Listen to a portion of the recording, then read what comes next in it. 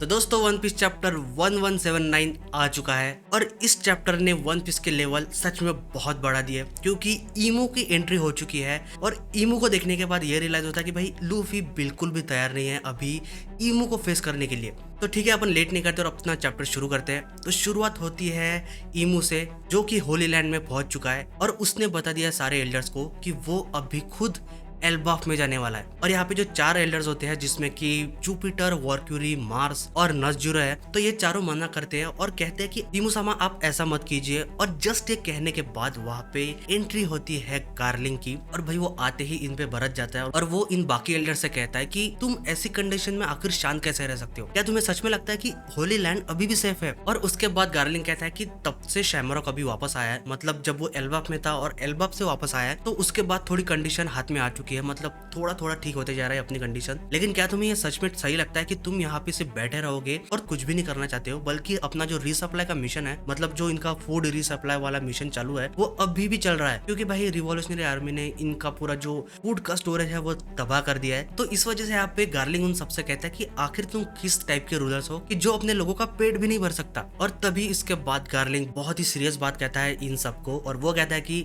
अभी हमें एक ऐसी मिलिट्री पावर की जरूरत है जो कि पूरी दुनिया को कंट्रोल में रखे और उसी के साथ हमें जो फॉर्मर मरीन हेडक्वार्टर्स की पावर है वो भी चाहिए। तो देखो ये इस वजह से कह रहा है क्योंकि अभी इनके करंट कंडीशन में ये सब लोग रिवॉल्यूशनरी आर्मी और पायरेट्स को एक साथ नहीं संभाल सकते। और तभी हम देखते हैं कि गार्लिंग को आता है एक कॉल और वो होता है भाई यॉर्क का। और यॉर्क इससे कंप्लेंट करती है गार्लिंग से कि क्या सेलेस्टियल ड्रैगन ऐसे लाइफ जीते हैं, मतलब भाई खाना कहाँ पे है, क्योंकि इसको भी खाना अभी तक मिला नहीं है। और तभी हम देखते हैं यॉर्क का सीन जो कि मरिजोआ के लैबोफेज में है और उससे यहाँ पे गार्लिंग कहता है कि देखो यॉर्क, मैंने तुम्हें पहले ही कहा था कि यहाँ पे अभी मरिजोआ में फिलहाल शॉर्टेज चल रहा है फूड का और उसके बाद हमें एक चीज को रिजॉल्व करना है और वो है द मदर फ्लेम। और अगर तुम्हें सेलेस्टियल ड्रैगन जैसी लाइफ जीनी है तो सबसे पहले इस एनर्जी को प्रोड्यूस कैसा करना है उसके बारे में सोचो। तो यहाँ पे यॉर्क रोते हुए कहते हैं कि मुझे ऐसा तो कुछ प्रॉमिस नहीं किया गया था क्योंकि मैं अभी सेलेस्टियल ड्रैगन बन चुकी हूँ, तो मुझे खाना भी वैसा चाहिए। और यहाँ पे उसको गार्लिंग बहुत ही टेढ़ी चीज कहता है और वो उसे कहता है कि तुम्हारी जो ओरिजिनल बॉडी थी, मतलब ओरिजिनल वेगापंक, वो भी बहुत ही रिबेलियस था, तो तुम्हें उसकी भी रिस्पॉन्सिबिलिटी लेनी पड़ेगी। मतलब भाई इसने वेगापंक जो बाकी के थे जो कि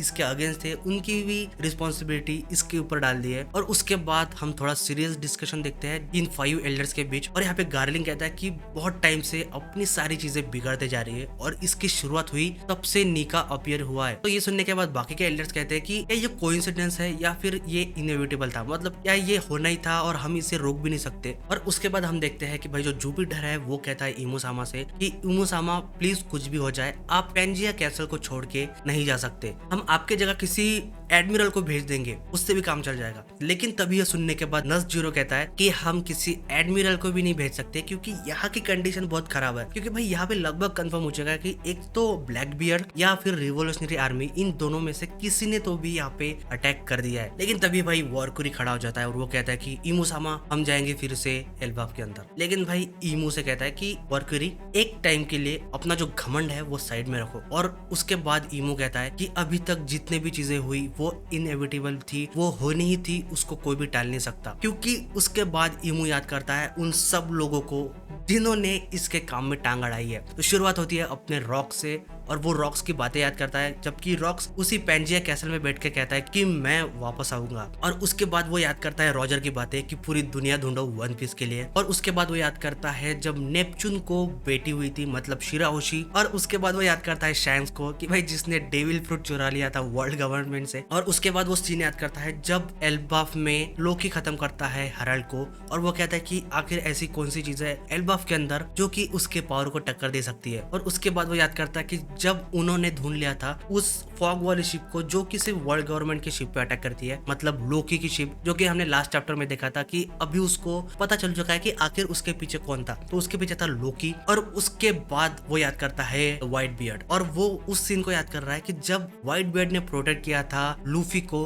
और वो कहता है कि आखिर ये बच्चा है कौन, और वो होता है मंकी डी लूफी। और उसके बाद वो याद करता है ब्लैक बियर्ड को, मार्शल डी टीच। और उसके बाद वो याद करता है वीवी के बाप को, मतलब किंग कोबरा को। और उसके बाद हम एग्जैक्ट सीन देखते हैं जहाँ पे कि ईमू ने लूफी और ब्लैक बियर्ड के पोस्टर को कट किया था और वो इन दोनों को देख के कहता है कि एक डेवी जोन्स है और एक जॉय बॉय है। और उसके बाद ईमू इन दोनों के पोस्टर को देख के कहता है कि तुम कब तक मुझे यहाँ पे सफर करवाना चाहते हो, मतलब मेरी जिंदगी बदतर करना चाहते हो यहाँ पे। और हम आखिरी में देखते हैं जो कि बहुत ही इंपॉर्टेंट चीज है कि ईमू कहता है कि ईमू डिजायर्स विवी, और वो देख रहा है यहाँ पे नेफल्टेरी डी लिली के पोस्टर को जो कि उसके कैसल में लगी हुई है। पता नहीं यहाँ पे ईमू की कोई लव स्टोरी है या कुछ और सीन चल रहा है, क्योंकि ईमू यहाँ पे कहता है कि उसको अभी विवी चाहिए। हो सकता है कि ईमू को उसके लिनियज से कुछ बेनिफिट हो उस वजह से। और उसके बाद हम देखते हैं ईमू को जो इन सारे एल्डर्स को कहता है कि ये सारी चीजें बहुत वक्त पहले ही शुरू हो चुकी थी। और उसके बाद वो कहता है कि मैं अभी इस होली लैंड को तुम्हें इंटरेस्ट करता हूँ, मतलब तुम एल्डर संभालो यहाँ पे जो भी हो रहा है, क्योंकि भाई ईमू जाने वाला है अभी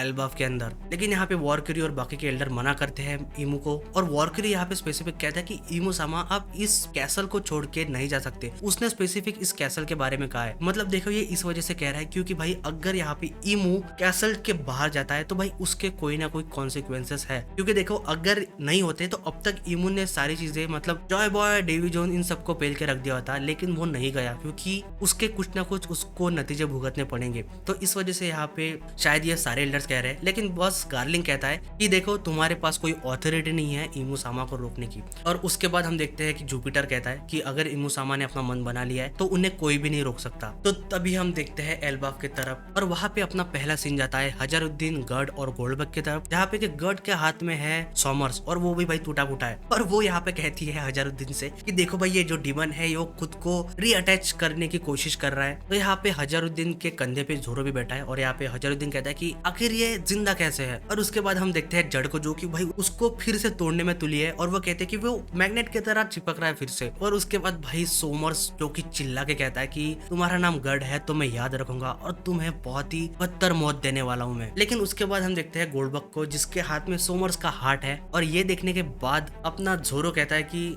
ये तो मेटल का हार्ट लग रहा है। तो देखो यहाँ पे दोस्तों कंफ्यूजन क्लियर हो चुकी है। स्टार्टिंग में लग रहा था कि इसका हार्ट मेटेलिक नहीं लग रहा था, लेकिन अभी क्लियर हो चुका है कि इसका हार्ट मेटेलिक ही है। और यहाँ पे जोरो कहता है कि अगर ये मेटल से बना है तो शायद हमें इसे तबाह कर देना चाहिए और उसके बाद ये फिर से रीअटैच नहीं हो पाएगा। तो भाई ये सुनते ही सोमर्स का रिएक्शन देखने लायक होता है कि भाई इसकी अभी फट चुकी है। और उसके बाद हम देखते हैं अपने स्कूल के तरफ का सीन जहाँ पे कि जिनबे, फ्रैंकलिन, उसॉप और ब्रूक है। और यहाँ पे फ्रैंकी देखता है उसॉप और ब्रूक को जो कि इनकी हड्डियां बहुत ही टूट चुकी है। तो यहाँ पे फ्रैंकी कहता है कि भाई तुम दोनों की हड्डियां बहुत ही टूट चुकी है, तो क्या मैं तुम्हें एक स्वाइबक बना दूं। और दूसरी तरफ यहाँ पे जो जिनबे है वो ढूंढ रहा है चॉपर को। लेकिन अपना सीन शिफ्ट होता है भाई सांजी की तरफ, जिसने भाई किलिंगम को 3 हिस्सों में टांग रखा है पेड़ पे। और यहाँ पे किलिंगम उसे कहता है कि मैं तुम्हारा नाम बिल्कुल नहीं भूलने वाला हूँ सांजी। उसके बाद वो सांजी से कहता है कि तुम अभी मेरा नाम कहो कि मेरा नाम क्या है। तो सांजी कहता है कि मुझे याद नहीं है कि भाई तेरा नाम है क्या, क्योंकि भाई सांजी के लिए इसका नाम याद करने लायक भी नहीं है। और तभी हम सीन देखते हैं गंको का जो कि अभी भी उस आइस के पाइल में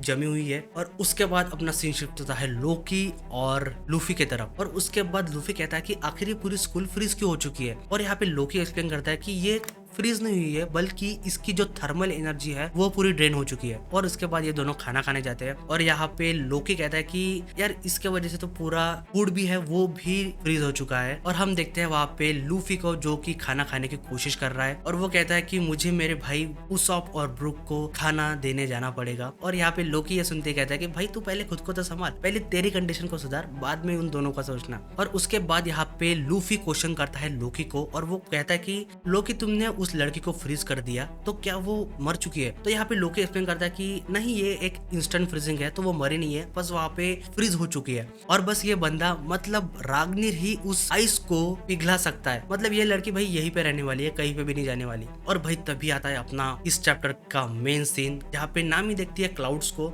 जहाँ पे कुछ हरकत हो रही है। और तभी उसके तुरंत बाद वो देखती है कि उस कैसल के पास बहुत ही खतरनाक ब्लैक क्लाउड सीधा नीचे आता है। और ये देख के ये जो गांव के लोग हैं वो भी कंफ्यूज होते हैं और वो कहते हैं कि ये कोई नॉर्मल ब्लैक क्लाउड नहीं लग रहा है। और उसके बाद हम उस कैसल की तरफ देखते हैं जहाँ पे कि बहुत बड़ा एक मैजिक सर्कल आ चुका है और उसने भाई पूरे कैसल को घेर के रखा है, मतलब उसने एल्बाफ के कैसल को घेर के रखा है। भाई एल्बाफ का कैसल कितना बड़ा है नॉर्मली और उसके सामने सिर्फ इतना लग रहा है, मतलब उस मैजिक सर्कल के लेवल को भी देख सकते हो वो भाई कितना बड़ा है। और उसके बाद हम देखते हैं नामी को और वो कहते हैं कि आखिर तुम ये देख रहे हो कि आखिर हो क्या रहा है। और फ्रैंकी भी कहता है कि यहाँ पे सारी चीजें हिल रही है क्योंकि यहाँ पे ईमू की एंट्री हो रही है, उस वजह से वहाँ पे सारे जो हाउसेज है और वो जो ट्रीज है वो नाचना शुरू करती है एक इविल स्माइल के साथ। और यहाँ पे एक रिदम भी चल रहा है जैसे कि जॉय बॉय के साथ चलता है उसके हार्ट बीट का रिदम, और वहाँ पे भी ऐसा ही रिदम शुरू है। मतलब यहाँ पे एक दूसरा रिदम चालू है। मतलब भाई इससे ऐसा लगता है कि ये एक परफेक्ट काउंटर है जॉय बॉय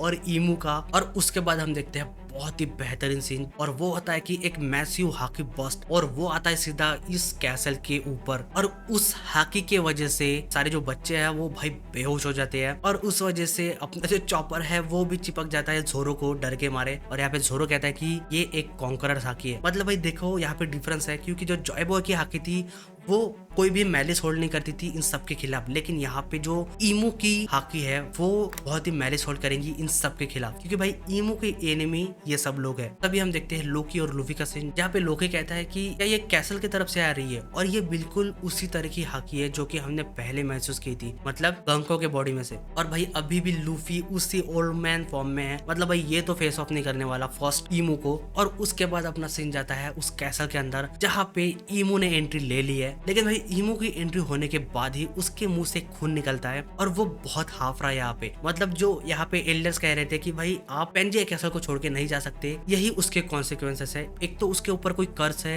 या जॉय बॉय के फाइट के दौरान कुछ ना कुछ हुआ था, उसके वजह से वो पेंजिया कैसल को नहीं छोड़ सकता। लेकिन उसके बाद यहाँ पे ईमू खुद को ट्रांसफॉर्म करता है उसके एक डेविल फ्रूट के फॉर्म में, और उस वजह से बहुत ही मैसिव हाकी बस भी होता है। तो उस वजह से पूरा जो कैसल है वो ऊपर का फ्लोर पूरा टूट जाता है। तो वो देख के डोरी और ब्रॉगी और एल्डर जरूर कहते हैं कि आखिर वहाँ पे है कौन। और उसके बाद हम देखते हैं कि भाई पूरे एल्डवाफ में हाकी बस्ट हो रहा है, और जो हाउसेस है और वो जो ट्रीज है भाई वो नाचना शुरू करते हैं। मतलब भाई ये परफेक्ट काउंटर है। मतलब यार ईमू का लेवल ही अलग है। और ये देख के किलिंगम और सोमर्स को पता लग जाता है कि भाई ईमू सामा यहाँ पे खुद आया है, और ये शॉक हो जाते हैं दोनों कि आखिर वो पर्सनली यहाँ पे क्यों आए। और तभी हम देखते हैं कि सब लोगों को दिखता है कि उस कैसल के रूफ के ऊपर कोई तो भी खड़ा है, और वो होता है creator of the world government और one of the first 20 kings, Saint Nerona Imu. मतलब भाई क्या ही पैनल है ये, जो कि उस कैसल के ऊपर खड़ा है। और इसका जो अपीयरेंस है भाई वो लगभग किंग जैसा लग रहा है। हो सकता है ये लुनारियन हो या कुछ और मिक्सअप हो, लेकिन भाई नेल कर दिया भाई यहाँ पे ओडा सेंसे ने।